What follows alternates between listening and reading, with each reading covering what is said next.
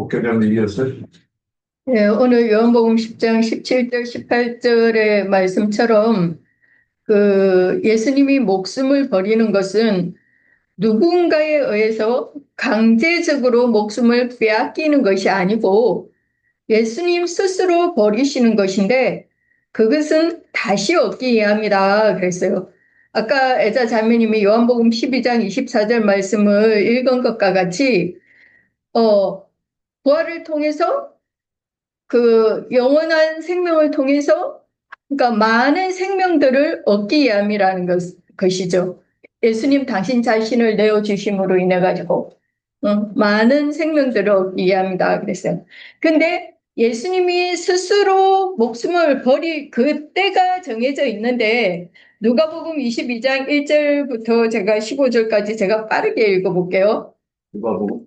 네, 누가복음 22장입니다. 유월절이라 하는 무골절이 다가오매 대제사장들과 서기관들이 예수를 무슨 방도로 죽일까 궁리하니 이는 그들이 백성을 두려워함이더라. 열둘 중에 하나인 가룟인이라 부르는 유다에게 사탄이 들어가니 이에 유다가 대제사장들과 성전 경비대장들에게 가서 예수를 넘겨줄 방도를 의논하매 그들이 기뻐하여 돈을 주기로 언약하는지라. 유다가 허락하고 예수를 무리가 없을 때에 넘겨줄 기회를 찾더라. 유월절 양을 잡을 무교절 날이 이른지라. 예수께서 베드로와 요한을 보내시며 이르시되 가서 우리를 위하여 유월절을 준비하여 우리로 먹게 하라. 여짜오되 어디서 준비하기를 원하시나이까. 이르시되 보라 너희가 성내로 들어가면 물 한 동이를 가지고 가는 사람을 만나리니 그가 들어가는 집으로 따라 들어가서 그 집 주인에게 이르되 선생님이 네게 하는 말씀이 내가 내 제자들과 함께 유월절을 먹을 객실이 어디 있느냐 하시더라 하라. 그리하면 그가 자리를 마련한 큰 다락방을 보이리니 거기서 준비하라 하시니 그들이 나가 그 하신 말씀대로 만나 유월절을 준비하니라. 때가 이름에 예수께서 사도들과 함께 앉으사 이르시되 내가 고난을 받기 전에 너희와 함께 이 유월절을 먹기를 원하고 원하였노라 그랬어요. 많은 유월절들이 그동안 지나갔지만 이번 유월절 예수님이 스스로 목숨을 버리실 때가 이제 이르렀는데 이 유월절을 그렇게 원하셨다는 거예요. 근데 요한복음 11장 55절을 보면 유대인의 유월절이 가까움에 많은 사람이 자기를 선결하기 위하여 유월절 전에 시골에서 예루살렘으로 올라갔더니 이렇게 말을 하고 있고 또 고린도전서 5장 7절에는 너희는 누룩 없는 자인데 새 덩어리가 되기 위하여 묵은 누룩을 내버리라.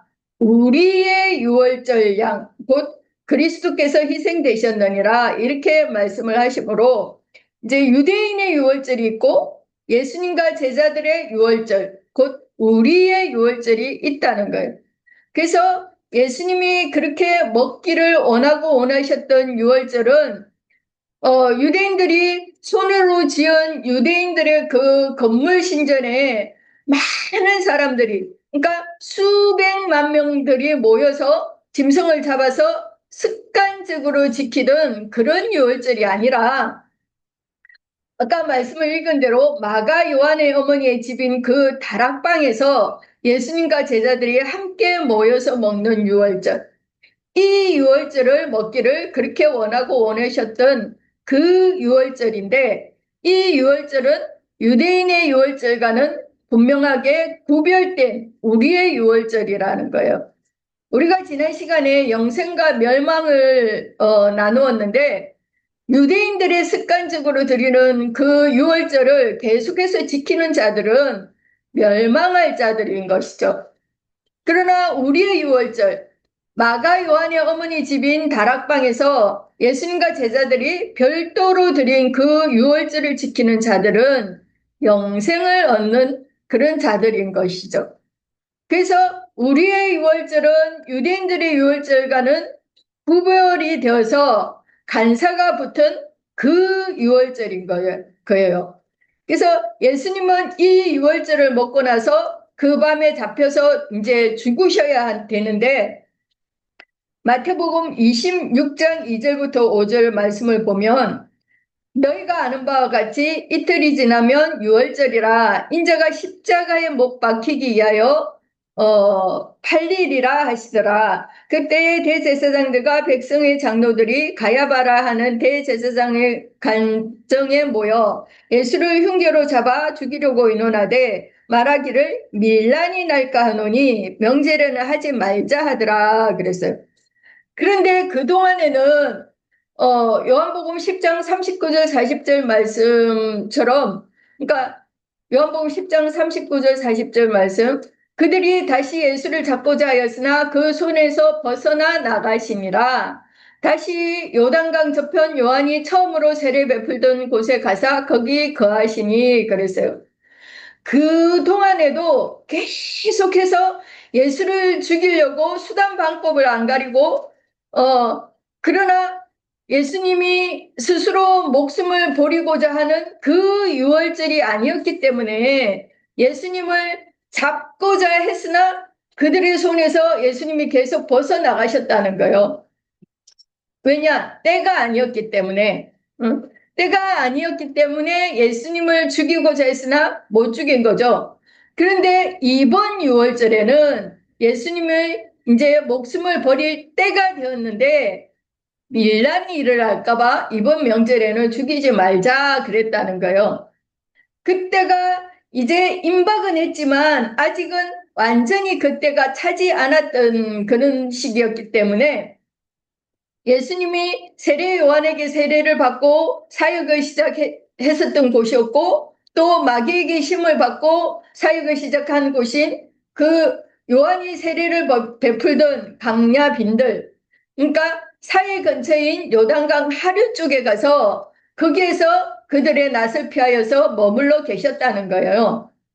근데 요한복음 11장 53절 57절 말씀을 보면 이날부터는 그들이 예수를 죽이려고 모이 아니라 그러므로 예수께서 다시 유대인 가운데 드러나게 다니지 아니하시고 거기를 떠나 빈들 가까운 곳인 에브라임이라는 동네에 가서 제자들과 함께 거기 머무르시니라. 유대인의 유월절이 가까움에 많은 사람이 자기를 성결하게 하기 위하여 유월절 전에 시골에서 예루살렘으로 올라갔더니 그들이 예수를 찾으며 성전에 서서 서로 말하되 너희 생각에는 어떠하냐? 그가 명절에 오지 아니하겠느냐 하니 이는 대제사장들과 바리새인들이 누구든지 예수 있는 곳을 알거든 신고하여 잡게 하라 명령하였음이더라 이랬는데요. 53절에 이날부터라는 것은 이제 예수님이 죽은 지 나흘이나 된 나사로를 무덤에서 불러내서 살리신 그 광경을 유대인들이 봤기 때문에 유대교 지도자들이 이제 이러다가 예수를 죽이지 않고 그냥 두었다가는 백성들의 민심이 다 예수에게로 가고 몰려가고 우리의 모든 그 기득권을 다 빼앗기겠다. 이렇게 이제 그 염려가 된 거죠. 그래서 그때부터는 이제 본격적으로 예수를 죽이려고 작당을 했다는 거예요. 그러나 예수님이 그들의 낯을 피하여서 빈들 가까운 곳인 에브라임이라는 동네에서 제자들과 함께 머무르고 이제 계시다가 6월절 엿새 정이 되면 베다니로 오셔서 마르다의 남편 시몬을 이제 문둥병에서 정결케 하는 그 잔치를 베푸시고 너는 이제 깨끗하다 하는 그 정결 예식을 치르는데 그때에 마리아가 예수님의 그 머리에 향유를 부음으로 예수님의 장례를 준비하는 그런 일이 있죠. 그리고 요한복음 12장 1절에서 3절 말씀을 보면 6월절 엿새 전에 예수께서 베다니에 이르시니 이곳은 예수께서 죽은 자 가운데서 살리신 나사로가 있는 곳이라 거기서 예수를 위하여 잔치할새 마르다는 일을 하고 나사로는 예수와 함께 앉은 자 중에 있더라. 마리아는 지극히 비싼 향유 곧 순전한 나드 한 근을 가져다가 예수의 발에 붓고 자기 머리털로 그의 발을 닦으니 향유 냄새가 집에 가득하더라 그랬어요. 이렇게 이제 6월절 엿새 전에 베다니에 올라오신 것은 이번 6월절에는 이제 예수님이 스스로 그러니까 당신 자신의 목숨을 내어주시려고 이제 죽으러 오신 것이기 때문에 더 이상은 이제 유대 그 교회 지도자들의 낯을 피하여서 피난을 이제 가지 않습니다. 그래서 마태복음 26장 2절에 너희가 아는 바와 같이 이틀이 지나면 유월절이라 인자가 십자가에 못 박히기 위하여 발리리라 하시더라 그랬어요. 이제 유월절 엿새 전에 베다니에 올라오셔서 그 한 주간 동안에는 예루살렘 성전에 이제 들어가서 서기관과 바리새인들, 그 율법사 대제사장들, 그 무리들과 이제 진리로 변론을, 그러니까 진리 전쟁을 하시고 그들의 머리를 다 깨부수시고 박살을 내놓는 거죠. 그 마지막 유월절 한 주간 동안에 그런 일을 하신 거예요. 그래서 그 유월절에는 당신 자신의 목숨을 스스로 버리시고 영생하는 새 목숨으로 부활하심으로 아까 요한복음 10장 18절 말씀처럼 나는 버릴 건세도 있고 다시 얻을 건세도 있다. 이 예언의 말씀을 이루시는 거죠. 그러니까 준비일 날 예수님이 제자들과 함께 유월절을 먹고 나서 이제 그 밤에 잡히시고 이제 사형수로 정죄를 받은 다음에 그 다음날 이제 날이 새면 빌라도에게 보내져 가지고 그날 낮에 이제 죽으시고 그죠? 해가 지기 전에 이제 장사가 되어서 장사된 그 시간이 이제 큰 안식일의 그런 시간이고 안식 후 첫날 이제 부활하시는 거죠. 그러니까 다시 말하면 낮에는 제자들과 유월절을 먹었고 그 밤에 잡히셨고 그 이튿날 낮에 이제 죽으셨고 그날 밤에 장사되어서 무덤에 계셨고 그죠? 그 다음에 안식 후 첫날 이제 무덤에서 부활을 하셨는데 이것이 사흘길이잖아요. 그래서 예수님이 가신 그 첫째 날, 둘째 날, 셋째 날의 그 사흘길이 예수님이 앞서 가신 그 사흘길을 이제 믿음으로 우리들도 그대로 따라가면 하나님의 일이 나에게 이제 여섯째 날이 이제 맞춰지는 거가 되는 거죠. 그래서 나의 옛사람의 육적 자아가 찢어지고 혈과 육에 있는 육신의 생각 또 세상을 사랑하고 세상 것을 추구하는 그런 미련들을 이제 예수님과 함께 장사 지내버리고 그죠? 히브리서 9장 27절에 한 번 죽는 것은 사람에게 정해진 것이요 그 후에는 심판이 있으리니 그렇게 말씀하고 있는데 우리가 육체로는 죽임을 당하지만 영으로는 예수님의 품에서 안식을 하다가 첫째 부활 그러니까 좋은 부활로 일어나야 되는 것인데 심판의 부활로 일어나는 자가 되면 안 되는 거죠. 그래서 예수님과 함께 사흘길을 간 자들은 이미 영생을 얻은 자들이고 정결한 처녀의 태로 고침을 받은 자들이고 하나님의 거룩한 말씀씨로 이제 잉태할 수 있는 그런 권능이 주어졌고 그래서 생육하고 번성할 수 있는 그런 권세가 주어진 자들이죠. 그래서 하나님의 후사가 되는 권세와 하나님의 영광에 들어가는 권세와 그 기업을 상속받는 그 권세를 받은 자들로서 다시는 이제 죽음도 없고 아픔이나 슬픔도 없는 그런 천사와 동등된 완전한 그런 신의 모양, 하나님의 형상과 모양으로 이제 바꿔져서 영원한 안식을 누리는 그런 자들이 된 거죠. 그들이 우리가 지난 시간에 말씀을 나눈 것처럼 이미 영생을 얻은 자들이라는 거죠. 예. 여기까지 하겠습니다. 예, 수고하셨습니다.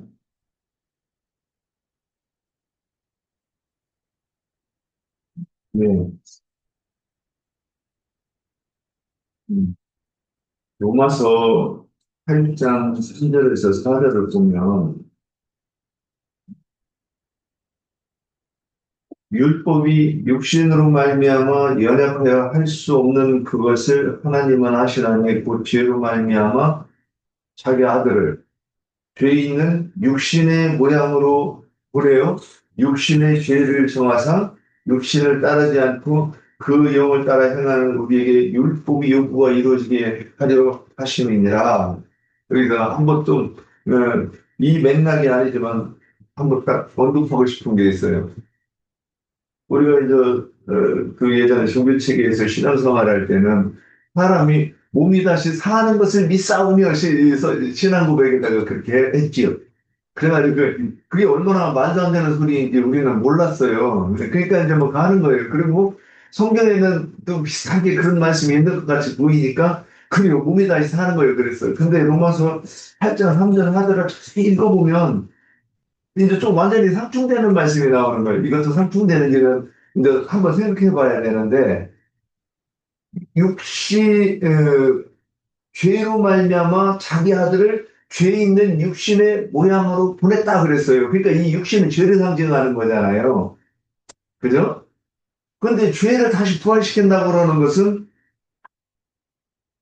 맞는가? 그리고 또 이제 연결해 봐야 되는 것이 혈과 육은 하나님의 나라를 유혹으로 받지 못한다 그랬어요. 그러니까 모든 것이 육신은 왜 십자가에 달아 죽여야 되느냐? 죄를 상징하기 때문에. 그죠? 그래서 여기서 어, 그러면 육신을 따르지 않고 그 영을 따라 행하는 우리에게 율법의 요구가 이루어지게 하려 하심이니라. 그래서 육신은 뭐예요, 육신은? 문자대로 읽으면 육신은 이거죠. 예. 근데 이 육신은 뭐 생각하는 기능이 있는가? 없어요. 고린도전서 15장에서는 썩을 것으로 심고 썩지 아니할 것으로 다시 살며 이렇게 돼 있어요. 그러면 썩는 것은 여기서 육신은 뭐냐면 죽어서 땅에 아담의 흙성물은 땅으로 돌아가서 흙으로 돌아가죠. 흙으로 돌아가고 그 영혼은 사람의 영혼은 전도서에 보면 위로 올라가고 짐승의 영혼은 아래로 내려간다 그랬어요. 그러니까 이 육신은 땅속에 들어가 썩는 것이 하나님의 뜻이라는 것을 우리는 아는데도 성경을 오해하면 이 육신이 또 부활한다고 하는 거예요. 짐승이 찢어먹으면 이거 어떻게 부활하는 거야, 이거.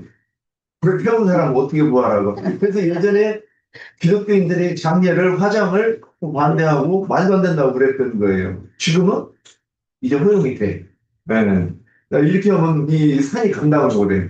자, 그러면 왜 육신이라 그랬느냐. 육신은 사람의 표상으로 보면 죽어서 썩는 육신이 있고 이 속에 있는 영혼은 우리 다 종교적인 용어인데 사람이 죽으면 뭐라고 그랬어요? 나가셨다 그랬어요. 그럼 종교적이지 않아요? 그래서 영화에서 보면 왕이 죽으면 그 내시가 왕의 옷에 올라가지고 이 아북의 북이요 하고 이 북쪽을 향해서 이렇게 옷을 흔들어요. 이게 뭔 얘기를 하느냐? 우리 민족 북쪽에서 왔으니까 북쪽으로 간다 이런 사상을 대표하고 있다는 거예요. 그런데 돌아가는 것은 하나님이 속에 그 혼이 음, 영과 연합한 그 혼을 말한다고 얘기하는 거를 우리는 어렴풋이도 알면서 또 어디서 가서 육신이 부활한다 그러면 또 그걸 믿는 거예요. 자, 그거 말이 안 되죠. 그래서 그 육신은 뭐냐면 사람이 육신과 혼으로 되어 있듯이 또 속사람도 육신의 생각으로 조성된 신앙관을 가진 사람이 있고 주님의 입에서 나오는 영과 생명의 말씀으로 조성된 신앙관이 속사람으로 생성된 인격이 있다는 거예요. 그래서 짐승의 혼은 거짓 선지자들을 통해서 들은 마귀의 사상으로 조성된 그 영혼을 갖다가 뭐라고 하느냐? 짐승의 혼 또는 사람의 혼이라고 그러는 것은 영생을 얻은 사람을 얘기했다. 이렇게 이제 하고 보는 거예요. 그러면 근데 예수님이 그 죄 있는 육신의 모양으로 보내셨는데 죽지 않으면 어떻게 되는 거예요? 죽지 않으면 그 육신을 벗지 못하잖아요. 하나님의 하나님이 뒤로 예, 죽지 않으면 그대로 있는 거고. 예, 예. 죽으면 하나님 일이 아까 예표한 대로 하나님이 땅에 떨어졌는데 그대로 있어. 계속 눈 막 꿀먹거리고 있으면 계속 어쩌지 하는 거예요. 죽고 나서 다시 그 30배, 60배, 100배 열매를 맺는 것으로 예표가 되어 있는데 그러니까 이 죄를 벗는 것을 예표하기 위해서 주님께서 이 땅을 십자가 못 박혀 죽는 거잖아요. 그러니까 하나님의 때를 따라서 자 그러면 그래서 이제 고린도전서 15장 40절에서도 썩을 것으로 심고 썩지 아니할 것으로 다시 산다 그랬어요. 그러면 여기서 썩을 것이 뭐냐면 육신의 생각, 로마서 8장에서는 뭐라고 되어 있냐면 육신의 생각은 사망이고 영의 생각은 생명과 평안이니라 그랬어요. 그러면 육신의 생각을 여기서 썩을 것이라고 이렇게 했다는 거예요. 그러면 그것을 벗어야 그것을 벗어야 영의 사람으로 그러니까 벗는 것은 죽음을 예표하고 주님 안에서 우리도 죽고 나서 부활하는 것을 지금 주님은 예표했다는 거예요. 그러면 이 일은 그래서 이 갈라디아서 2장 19절에서는 내가 율법으로 말미암아 율법에 대하여 죽었나니 이렇게 표현을 했어요. 그러니까 예수님은 표상으로 십자가 못 박혀 죽으시고 그 다음에 그 영이 감옥에서 벗어났잖아요. 그죠? 그래서 사도행전 2장 1절부터 보면 육신을 벗었기 때문에 스쳐났다가 다시 우리 각 사람에게 오실 수가 있는 거예요. 자, 이것이 우리에게 그러면 우리도 이렇게 되는 것이 소망인가 한번 봐야 되는 거죠. 우리는 육신을 붙잡고서는 이걸 부활하려고 하는 게 우리의 소망이었어요, 전에는. 지금은 그게 아니고 육신을 벗고 그 하늘로부터 오는 덧입는 그의 몸으로 다시 부활하는 게 우리의 소망이란 말이에요. 우리도 주님과 같이 신령한 몸으로 부활하는 것이 우리의 소망인 것이 이게 성경의 뜻이라는 말이죠. 그래서 이 주님은 율법의 요구에 따라 죽음으로 율법을 이루셨어요. 그런데 죽을 때 이게 억지로 죽느냐, 그죠? 아니, 끌 잡혀갔으니까 어쩔 수 없지, 뭐. 아이씨, 내가 저 고통을 어떻게 다 감당할고, 뭐, 근심이 태산같이 이렇게 죽는 방법도 있죠. 내가 믿음을 부인할 수도 없으니까 어쩔 수 없지, 뭐, 죽겠는데 죽는데, 아이고, 무서워 죽겠네. 이러는 경우가 있을 것이고, 히브리서 11장에 보면 뭐라고 되어 있느냐. 이 죽는 자세가 틀려요. 보면,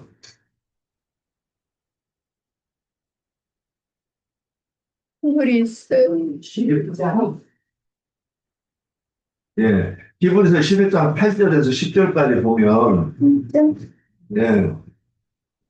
믿음으로 아브라함은 유심을 받았을 때에 순종하여 자녀의 유업으로 받을 땅에 나아갔을 그거에 예, 갈 바를 알지 못하고 나아갔으며 믿음으로 그가 이방의 땅에 있는 것 같이 약속의 땅에 도료하여 동일한 약속을 유업으로 함께 받을 이삭 및 야곱과 더불어 장막에 거하였으니 이는 그가 하나님의 계획하시고 지으실 수가 있는 성을 팔았습니다. 이게 이제 성경에서 믿음, 소망, 사랑 그래요. 이 세 가지는 항상 있을 것인데 그 중에 제일은 사랑이라고 그랬어요. 근데 거기서 소망 나오는데 그 소망이 우리 이 목사님들이 설명을 안 해주면 그 소망이 뭐예요? 아파트 당첨되는 거, 장수하는 거, 자식이 일빈양명하는 거. 이렇게 차가운 이 육신의 생각은 그렇게 갈 수밖에 없다는 거예요. 그런데 여기서 아브라함이 가졌던 소망은 그 소망이었으면 갈 데 없고 그냥 있지.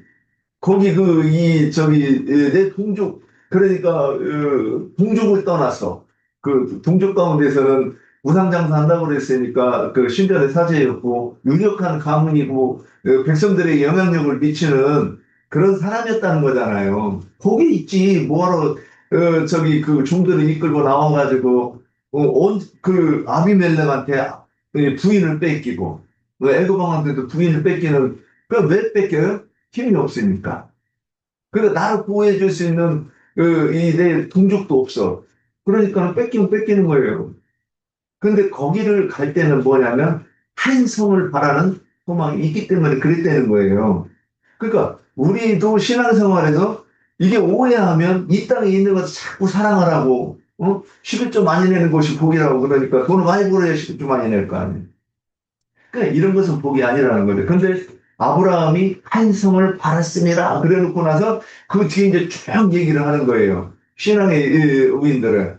그래 놓고 36절에 보면 그렇게 아브라함의 믿음을 본받아서 신앙생활을 하던 사람들이 36절부터 어떻게 되는지 보세요. 또 어떤 이들은 졸음과 채찍질뿐 아니라 결박과 옥에 갇히는 시련도 받았으며 불로 치는 것과 톱으로 켜는 것과 시험과 칼과 죽임을 당하고 양과 염소의 가죽을 입고 유리하여 궁핍과 환난과 학대를 받았으니 이런 사람은 세상이 감당하지 못하느니라. 그래서 나 죽인다고? 그럼 죽여. 너희들이 내 육신을 죽여도 내 영혼은 못 죽여. 이렇게 하는 사람을 죽이는 사람도 두려울 것 같아요. 웃으면서 죽는데. 그런데 왜 그러냐? 자기들의 신앙으로는 이해가 안 되잖아요. 자기들이 생각할 때는 죽이면 내가 죽이겠다고 하면 두려워서 배교할 것까지도 계산하고 그리고 정 안 되면 죽여서 더 이상 이런 가르침을 가르치지 못하게 돼 없애버리고 가지고 세상에서 이 종교를 말살하겠다는 뜻으로 잡아 죽이는 거잖아요. 그런데 웃으면서 죽어. 그래서 이 쿠어바디스 책을 읽으면 제가 그 책을 한 3번을 읽었어요. 그들이 죽으면서 찬송가를 부를 때 찬송을 부르면서 죽는 것을 보고 죽이는 자들이 두려워 떨었다. 이런 표현들이 나와요. 예수님을 그 십자가에 못 박혀 죽으실 때에 군병들이 했던 얘기가 있죠. 그건 참으로 의인이었더라. 이런 표현들. 그러니까 다른 표현이죠. 그러면 돌로 치는 것과 톱으로 켜는 것과 시험과 칼로 죽임을 당하고 양과 염소의 가죽을 입고 유리하여 궁핍과 환난과 학대를 받았으니 이런 사람은 세상이 감당하지 못하느니라. 그들이 광야와 산과 동굴과 터굴에 유리하였느니라. 그러니까 목사님들이 가르치는 그 축복과 그 소망과 많이 다르죠? 그러니까 이 생각을 해봐야 되는 거예요. 이는 이 사람들은 39절 이 사람들은 다 믿음으로 말미암아 증거를 받았으나 약속된 것을 받지 못하였으니 이는 하나님이 우리를 위하여 더 좋은 것을 예비하셨은즉 우리가 아니면 그들로 온전함을 이루지 못하게 하려 하심이라 그랬어요. 그래서 여기 다 믿음으로 말미암아 증거를 받았으나 약속된 것을 받지 못했다 이 얘기는 아직 인자 예수로 오신 그 예수를 보지 못하였고 또 부활하신 성령을 받지 못하였다 지금 이렇게 얘기하는 거잖아요. 자, 그럼에도 불구하고, 자, 이제 이 말씀과 같이, 이제 마태복음 16장에서 예수님이 말씀하십니다. 누구든지 제 목숨을 구원하고자 하면 잃을 것이요. 누구든지 나를 제 목숨을 잃으면 찾으리라. 사람이 만약 온천하러 얻고 제 목숨을 잃으면 무엇이 유익하리요? 사람이 무엇을 주고 제 목숨과 바꾸겠느냐? 그랬어요. 그러면 이 말씀과 같이 스데반 집사가 이제 마지막 죽을 때에 어떻게 하고 죽어요? 예수님도 복음을 전하다 죽었는데 자기가 그리고 그 또 죽을까봐 성령을 받기 전에 모이면 항상 문을 닫아놓고서는 단속을 했잖아요. 왜? 잡혀 죽을까봐. 유대인들이 무서워. 예. 그러나 그들이 성령이 임하고 나서 어떻게 됐어요? 담대. 대로에 뛰어나가서 어떻게 했어요? 예수가 그리스도시다. 예수가 성령이시다. 이렇게 가르친 거예요. 그리고 유대인과 힘써 싸워서 이기고 잡혀가서 채찍질하고 무역하면서 이 이름을 부르지도 말고 가르치지도 말라 그러니까 우리가 하나님의 말씀을 듣는 것이 합당하냐? 너희 말을 듣는 것이 합당하냐? 너희가 대답해봐라. 그들 대답을 그랬다 이렇게 돼 있어요. 얼마나 담대한 거예요. 그런데 이것이 바로 뭐냐면 그 뒤에 답이 사도행전 20장 23절, 24, 25절을 보면 우리 한번 또 누가 읽어보세요. 순서대로.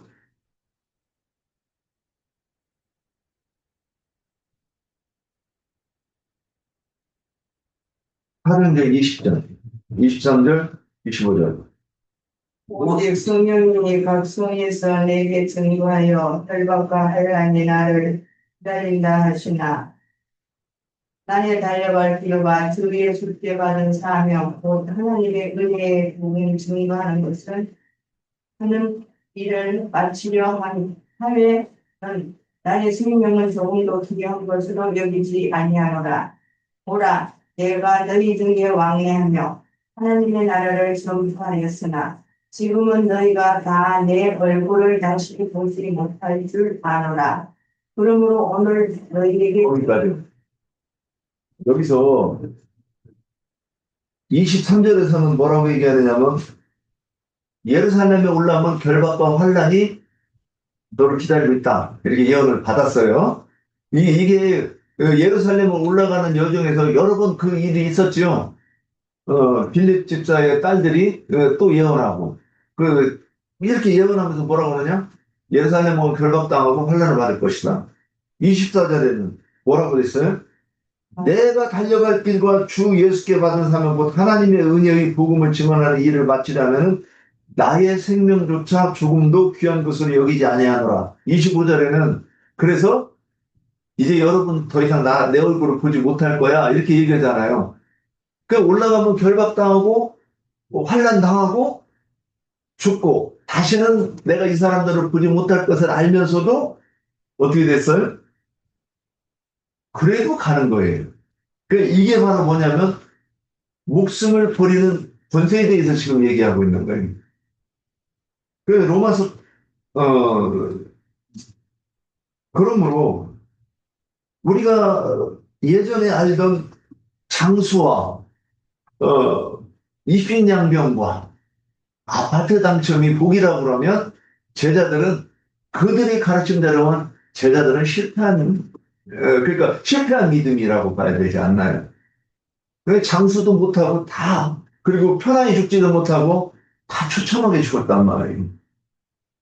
근데 그럼에도 불구하고 그들은 사도 바울이 내 목숨을 죽음도 귀한 것으로 여기지 아니하고 그 죽음의 길로 꿋꿋이 가는 것은 뭐냐면 이게 목숨을 버리는 권세에 대해서 얘기하고 있는 거예요. 그래서 이 일은 첫 번째 먼저 영적인 세계에서 내가 예수와 함께 십자가 못 박혀 죽고 내가 예수와 함께 부활하는 사흘 길을 걷지 못한 사람은 나는 순교가 두려워. 걱정할 필요가 없어요. 그런 사람은 순교할 자격이 이미 없어요. 그런데 그것이 내 생명을 조금도 귀한 것으로 여기지 아니하는 믿음이 내가 먼저 확립이 되어야만이 이후에는 내가 기꺼이 내 생명을 조금도 귀한 것으로 여기지 않을 수 있는 그런 권세가 생긴다는 것이죠. 네.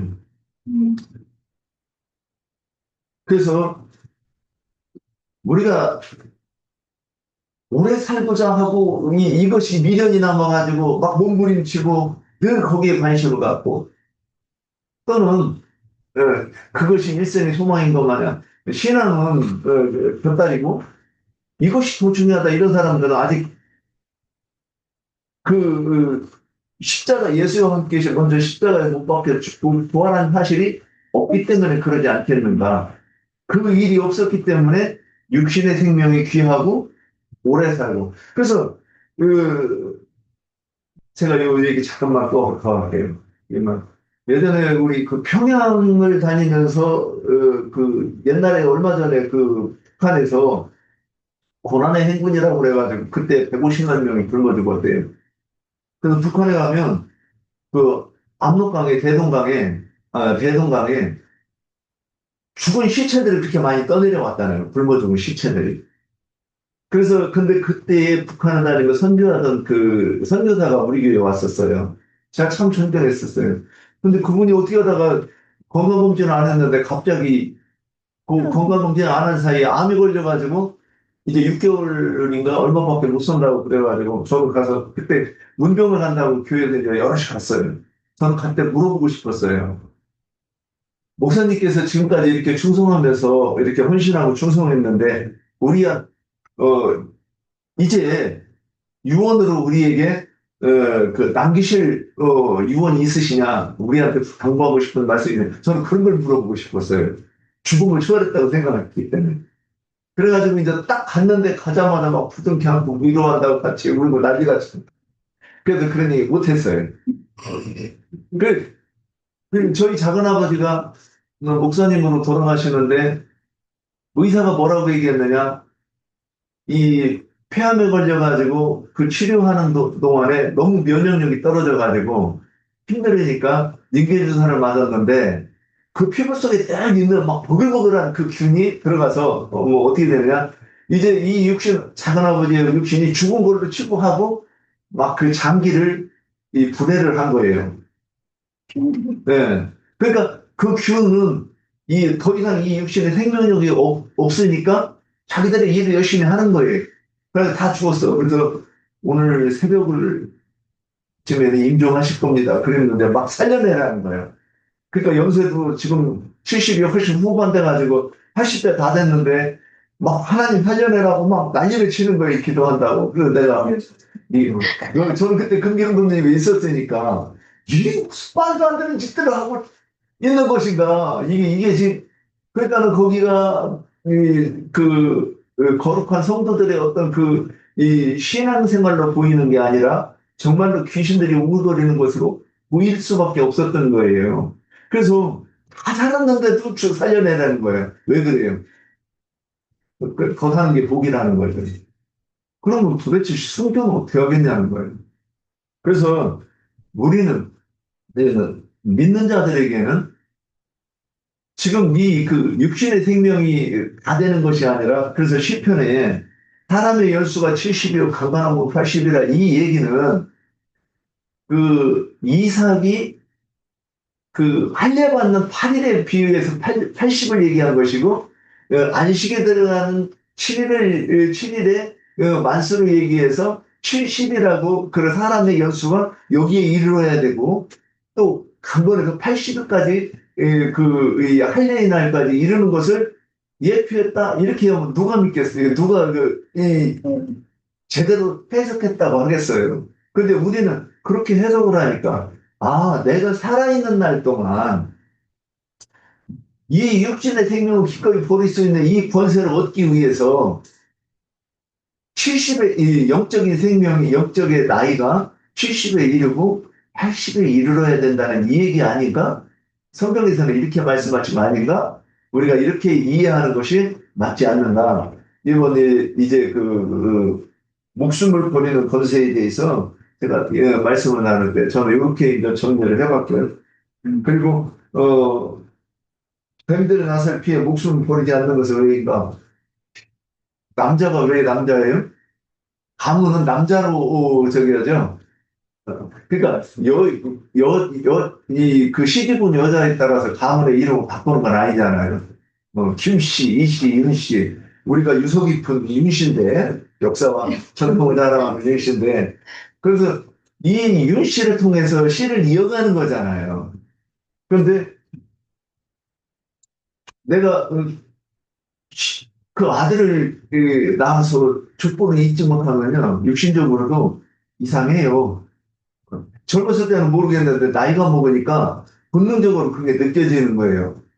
우리 배가 우리 아버지 대는 여기서 끝나는구나. 그러니까 뭔가 모르게 좀 우울한 유쾌하지 못한 이 이상한 감정들이 있어요. 그건 뭐냐면 성경에서 예수님도 씨를 남기지 못하면 다음에 후사를 이어가지고 하나님의 이제 진리의 영이 오셔서 세상 나라가 주와 그들의 나라가 되기까지 이 완성하는 거를 하려고 하면 남은 자들이 있어야 되죠. 그래서 제자들이 도망갈 수밖에 없었던 거예요. 그때는.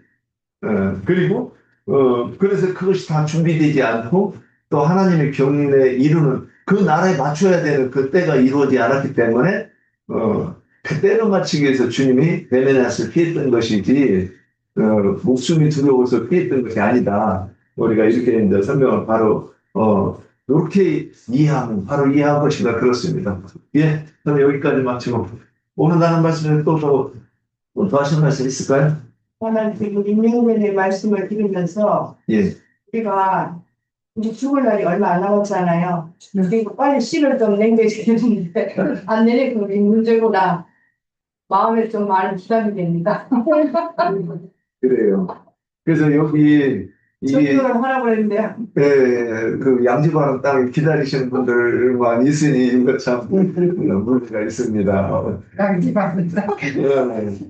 입술 아니고 오늘 아침에 차에서 이제 올라오면서 차에서 이 얘기를 나눴거든요. 우리가 전부 다 이제 연세 많으신 분들만 이제 계시다 보니까 어느 이제 한 때까지만 지나면 우리 교회가 어떻게 되겠는가? 젊은 자들을 전도하지 못하면 그런 얘기를 하면서 왔어요, 사실. 후손을 남겨야 되는데 후손이 없어. 네, 그럼 우리 회개해야 돼요. 회개하고 열심히 전도해야 돼요. 자, 그러면 근데 우리에게 주어진 그 선교지라는 게 우리 가정이고 내가 거하는 지역이고 이곳이 바로 이제 내게 주어진 선교지지 우리가 뭐 외국에 나가서 멀리 나가서 뭐 그렇게 하는 것이 선교가 아니잖아요. 그러니까 일단 내 가정에 내 자녀들 어떻게든 한번 삶아 보시기를 바랍니다. 이렇게 웃으면서 얘기하면 안 돼요. 눈물을 흘리면서 얘기해야 돼요. 예, 그러면 장로님 오늘 마무리로 말씀 듣고 마치겠습니다.